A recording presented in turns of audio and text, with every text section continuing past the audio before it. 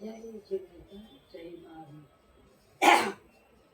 આજે 24 તીર્થંકર ગ્રુપના દરેક બહેનોને ખાસ જણાવવાનું કે તમારો 15 મહિનાના માળાનો પૂરો કાર્યક્રમ પૂરો થઈ ગયો હોય તો તમે હવે શું કરી શકશો? કારણ કે હવે આ ઊર્જાને મજબૂત કરવાની છે. માટે ડેલી રોજ એક તીર્થંકરની માળા તો તમારે ગણવાની છે. કારણ કે એ જાગૃત રહેવું જરૂરી છે એના માટે કે આપણને કયા અંગો પર કયા તીર્થંકરનો આપણને સાથ મળે છે. સાથે સાથે ડેલી તમારા જે અંગોને બહુ સારી રીતે, જે અંગ નબળા હોય, જેમ કે આંખે ઓછું દેખાય છે, કાને ઓછું સંભળાય છે, અથવા તમને ગેસ બહુ ચડે છે, પગના સખત દુખાવા છે, તો આ વસ્તુ તમારે નક્કી કરવાની કે મારે કેટલા અંગ મને ત્રાસ આપે છે. એટલા અંગની માળા રોજ પહેલા 5 ગણો, મહિનો દિવસ, પછી એક ડેલી ગણવાની રાખજો, જેને કારણે એટલા અંગો તમારા મજબૂત રહે છે. એમાં ખાસ કરીને સુપાર્શ્વનાથ ભગવાન જે આપણા જીભ ઉપર બેઠેલા છે, એ સુપાર્શ્વનાથને માળા ડેલી ગણવી જરૂરી છે. કારણ કે મોઢામાંથી સુપાર્શ્વનાથ ભગવાનને પ્રાર્થના એક જ કરવાની છે કે આ મુખમાંથી એક પણ નેગેટિવ શબ્દો નીકળે નહીં અને કર્મ બાંધે નહીં, કોઈને હટ કરે નહીં, અપશબ્દો મુખમાંથી નીકળે નહીં. સાથે સાથે કોઈ પણ ચીજ વસ્તુ નેગેટિવ હોય તે આ ઉદરની અંદર જાય નહીં કે જેથી શરીરને નુકસાન થાય. સુપાર્શ્વનાથ પ્રભુ, તમારી કૃપા દ્રષ્ટિથી આ ભાવને હું સાર્થક કરી શકીશ. આપ મને સમયે સમયે માર્ગદર્શન આપજો અને આ મુખમાંથી વાણી નીકળે તો કોયલ જેવી મીઠી નીકળે, કોઈને પણ ગમે એવી નીકળે, અને ખોરાક ખાઉં તે પેટને પચે તેવું. બીજું, આદિનાથ ભગવાનની માળા ડેલી કરવી જરૂરી છે. લાઈફ ટાઈમ સુધી કરતા રહેશો. ફાયદો શું થશે ખબર છે? તમારો મગજ એકદમ શાંત રહેશે, બીપી તમારો કંટ્રોલ રહેશે, અને મગજ ઉપર વિચારો કરવાની શક્તિ એ પોઝિટિવ રહેશે. કારણ કે દરેક વ્યક્તિની અંદર આપણે હંમેશા બીજાનો જે વિચાર કરતા થયા છે, એ આદેશ્વર દાદાને જ્યાંથી આ મસ્તક પર બેસાડશો ને ત્યાંથી તમે તમારી જાતના વિચાર કરતા શીખી જશો.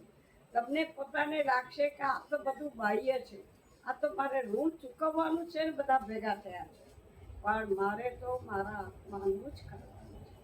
બીજું, કોઈના કટુ વચનો સાંભળવા પડે, આપણે ઘણી વખત ન કર્યું હોય છતાં પણ ક્યાંક તેને ક્યાંકથી ભૂલ કાઢીને આપવામાં, પણ આપણે મગજ એમ કે એક જ નક્કી કરી નાખવાનું, મારે જે જોઈએ છે તે મારે સાંભળવું છે, બાકી બધું રિટર્ન વિલ થેન્ક્સ. જેને આપ્યું છે પ્રભુ એની પાસે પાછું જાય. આ કરશો ને તમારામાં જીવવાની હિંમત બહુ આવી જશે, નિડરતા ખૂબ આવી જશે. અને મારા બીજા માટે કરવામાં ફાયદો મોટો શું છે ખબર છે? કોઈ પણ દર્દીને સાતા ઉપજાવીએ છે ને, એ દર્દ કદાચ આપણા ભાગ્યમાં લખેલું હશે તો આવશે ખરું, પણ એ એકદમ માઇલ અને કોઈ પણ પીડા આપ્યા વગર ચાલી જશે. હંમેશા બીજાને માટે કંઈ બી કરીએ છીએ ને, એ આપણી ખેતરમાં વાવણી છે. આપણા માટે કરીએ છીએ એ આપણા કર્મ માટે કરીએ છીએ, આપણા ભવની વાવણી છે. પણ જો બીજાને સાપતા ઉપજાવવા માટે જે માળાઓ ગણવામાં આવે છે, એ દર્દથી આપણે બચી જઈએ છીએ. કદાચ એ દર્દ આવશે ને તો પણ આપણને પીડા આપશે નહીં, સહજતાથી ક્યારે વળી જશે ખબર નહીં. આજે તમને આ બધી વસ્તુ માનવી બહુ અશક્ય છે લોકોને માટે. આજે હું તમને એ બધાને ખાસ કહું કે 15 મહિનાનો અનુભવ, જેની અંદર તમે જેટલી માળા ગણો છો તમારા દર્દ માટે, આ બધો વોઇસ મેસેજ કરી અને એક માળામાં મૂકો.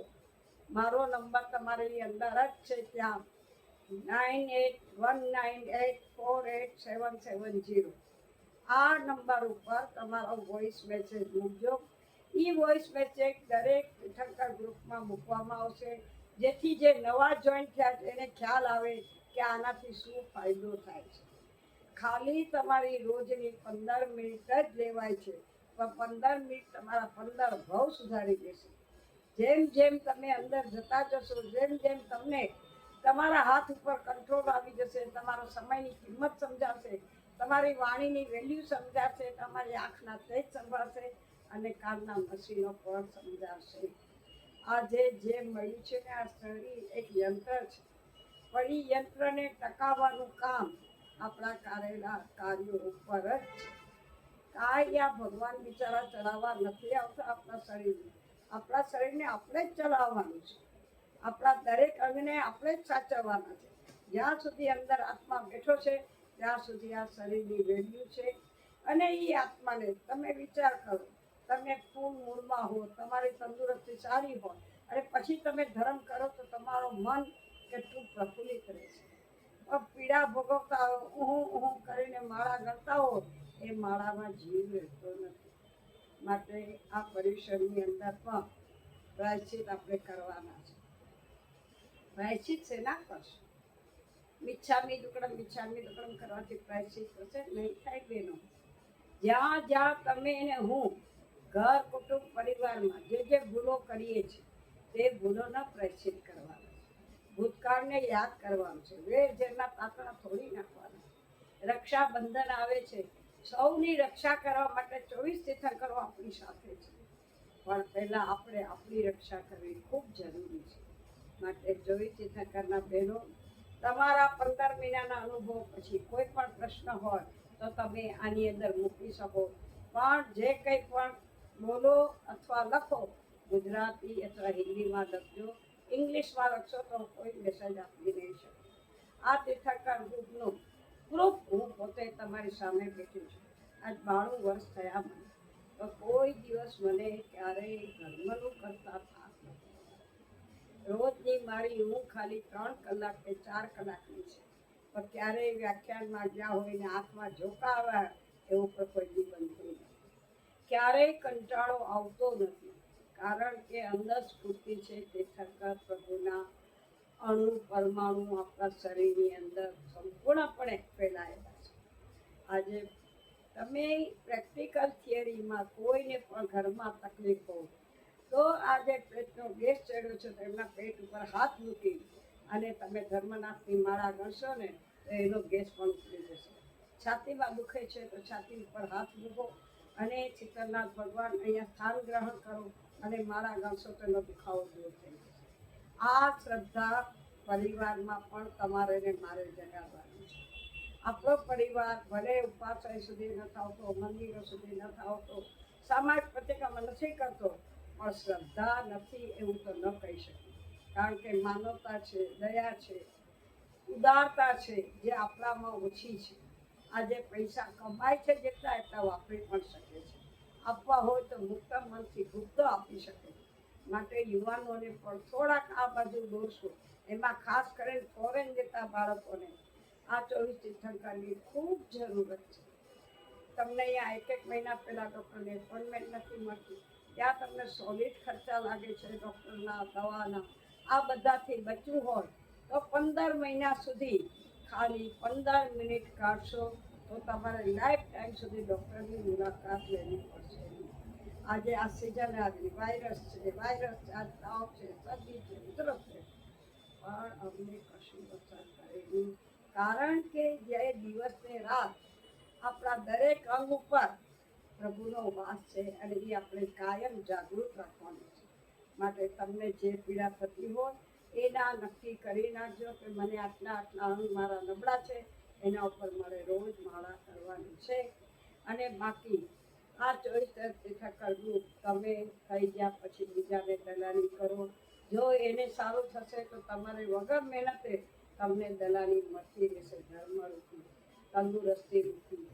અને સૌથી વિશેષ તો એક જ છે કે આપણું મન શાંત હોય છે ને ત્યારે આપણે સૌ મિત્રો મળે છે, દુશ્મન નથી.